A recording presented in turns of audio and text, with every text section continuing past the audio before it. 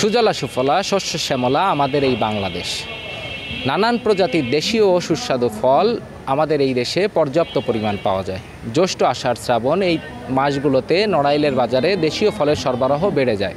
দেশি ফল বেশি খাই, আসুন বেশি করে ফলের গাছ লাগাই, এমন প্রতিপাদ্যকে সামনে রেখে জেলা প্রশাসন ও জেলা কৃষি সম্প্রসারণ অধিদপ্তর দেশীয় ফল মেলার আয়োজন করেছে 3 দিন ব্যাপী।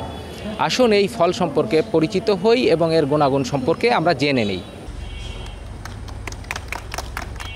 বৃহস্পতিবার সকালে নড়াইল জেলা শিল্পকলা একাডেমি চত্বরে ফল মেলার উদ্বোধন করেন জেলা প্রশাসক। তার সঙ্গে উপস্থিত ছিলেন জেলা প্রশাসন ও কৃষি বিভাগের কর্মকর্তারা। মেলায় রয়েছে আম, জাম, লিচু, কাঁঠাল, পেঁপে, পেয়ারা, কলা, আনারস, তরমুজ সহ প্রায় 32 ধরনের অর্ধশত প্রজাতির দেশীয় ফল। মেলায় বিশেষ আকর্ষণ ছিল ভারতীয় জাতের ননি ফল, যা ক্যান্সার প্রতিরোধে সহায়ক বলে দাবি করা হয়।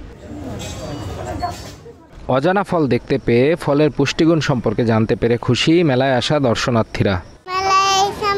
অনেক ভালো লাগছে, অনেক ফল দেখতেছি। এখানে অনেক নতুন নতুন ফল দেখলাম, যেগুলো এর আগে কখনো দেখিনি। ভালোই লাগলো।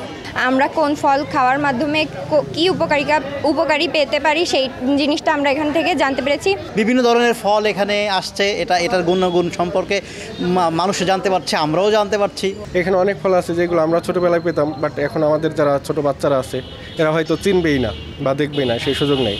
তো আমার মনে হয় এই ধরনের উদ্যোগ নিয়মিত করা উচিত এবং আমাদের যেগুলো অরিজিনাল বাংলাদেশি ফল, এই ফলগুলোর আরও সামনে ইমপ্রোভাইজ করা উচিত এবং হারিয়ে যাতে না যায় সে ব্যবস্থা নেওয়া উচিত।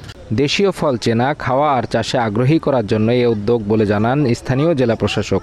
অনেকেই অনেক ফল ভুলে গেছে, ছেলেমেয়েরা ফলগুলো দেখছে, এর উপকারিতা জানছে এবং এরই আলোকে তারাও এই ধরনের গাছ আর বেশি বেশি লাগানোর জন্য উৎসাহী। আমরা সামনের বর্ষা মৌসুমে তাদেরকে স্কুল লেভেলেও আমরা বিভিন্ন ফলের চারা বিতরণ করব, যেন এই ফলগুলো বিভিন্ন জায়গায় যেন এদের প্রচার এবং প্রসার হয়। জেলা শিল্পকলা অডিটোরিয়ামে শিক্ষার্থীদের নিয়ে ফলের পুষ্টিগুণ বিষয়ে সংক্ষিপ্ত এক আলোচনা সভাও অনুষ্ঠিত হয়। জানা যায় নড়াইল শিল্পকলা একাডেমি চত্বরে আয়োজিত দেশীয় ফলের এই মেলা চলবে 21 জুন পর্যন্ত।